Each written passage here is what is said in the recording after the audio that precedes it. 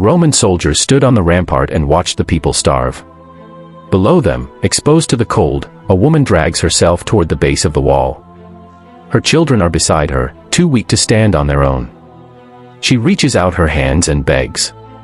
Not for mercy. Not for freedom. Just for food. The soldiers look down at all of them. And they don't move.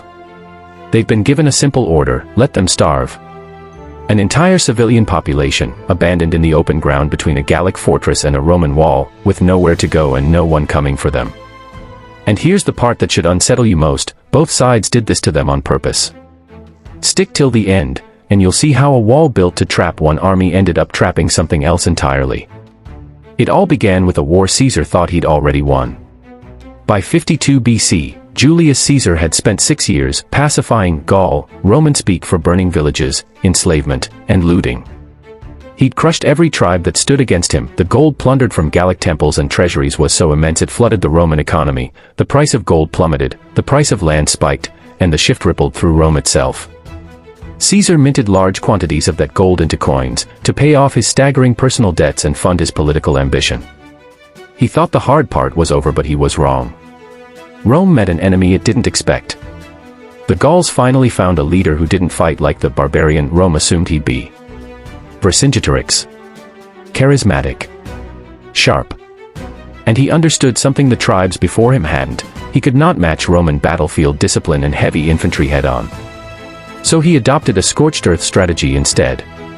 He ordered Gallic tribes to burn their own towns, granaries, and crops, starving the Romans out rather than meeting them in open battle. It was a massive departure from typical barbarian warfare, and it frustrated Caesar immensely.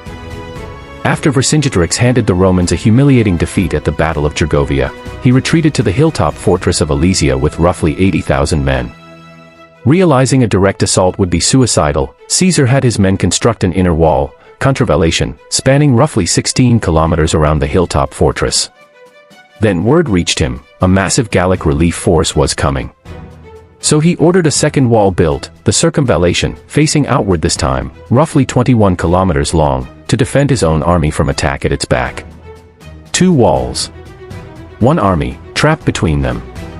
And the walls were only the beginning.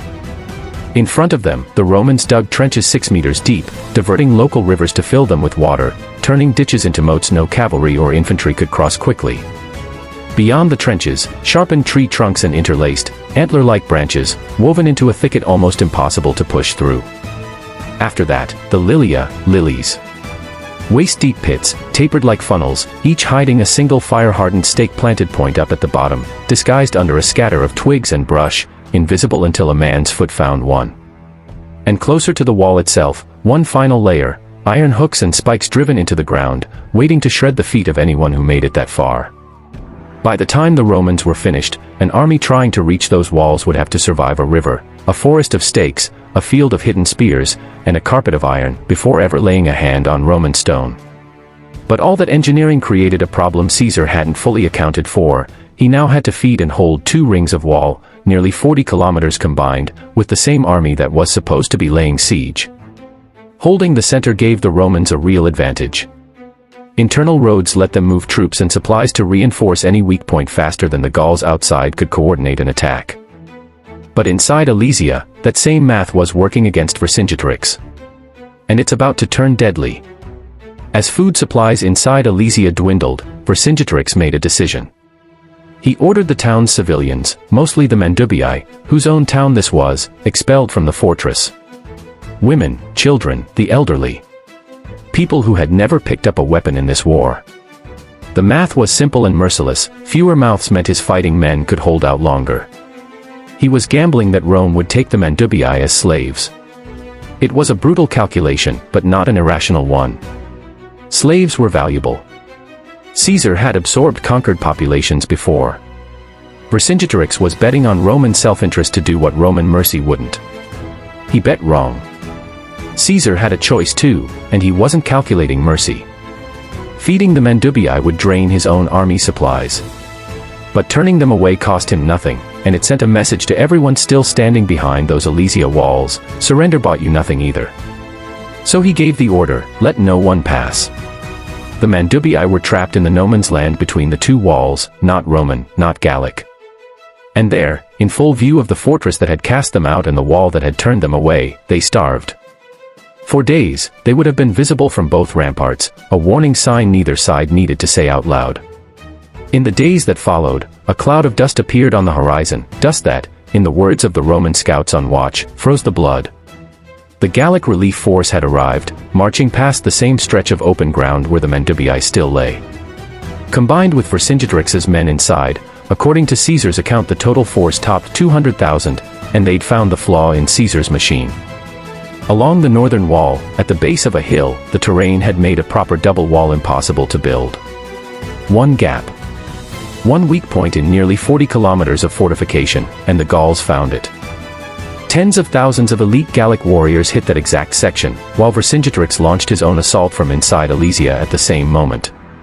A coordinated pincer, hitting the Romans from both sides of their own wall at once. The line started to buckle. Caesar didn't watch from a safe hill. He rode to the front wearing his politamentum, the scarlet cloak of a commander, specifically so his own troops could spot him in the chaos and rally to where he stood. He sent Titus Labienus and his other trusted lieutenants to shore up the collapsing sectors. The wall held, barely. And then Caesar played his last card. He rallied his reserve troops, elite Germanic cavalry, and personally led them outside the fortifications in a maneuver of his own. They swept wide, circled around, and struck the Gallic relief force from the rear. Trapped between the charge at their backs and the wall in front of them, the attackers panicked and broke. The next day, Vercingetorix rode out alone, in his finest armor. He circled Caesar's position in silence. Then he dismounted, laid his weapons at the Romans' feet, and said nothing. No speech, no negotiation, just a warrior surrendering himself to buy his surviving men their lives. Caesar rewarded his soldiers with the spoils, captured Gallic prisoners as slaves. By his own account, he distributed at least one Gaul to every soldier, a number large enough to flood the Roman slave markets. Vercingetorix wasn't executed on the spot. Rome had bigger plans for him. He was chained and thrown into the Tullianum, a pit dungeon in the heart of Rome, kept alive for 6 years. Not forgotten. Saved, so he could be paraded through the streets in Caesar's triumph before he was finally executed. But the real cost of Alesia wasn't paid by Vercingetorix. It was paid by Rome itself. Alesia ended organized resistance in Gaul, but it gave Caesar something far more dangerous than a conquered province. A battle-hardened, fanatically loyal army, and the wealth to operate almost independent of the Roman Senate. When the Senate tried to strip him of command 3 years later, Caesar refused, and didn't hand over his legions. He marched them to a small river on the northern border of Italy, the Rubicon, and crossed it. One river. One army that answered to a man instead of a state. That's all it took to start the Roman Civil War. The wall at Alesia was built to trap 80,000 Gauls. It ended up being the thing that set Rome itself on the road to collapse. If you enjoy history told through the moments that changed the world, make sure to like the video, subscribe to the channel, and hit the notification bell so you don't miss the next story hidden beneath the dust of history.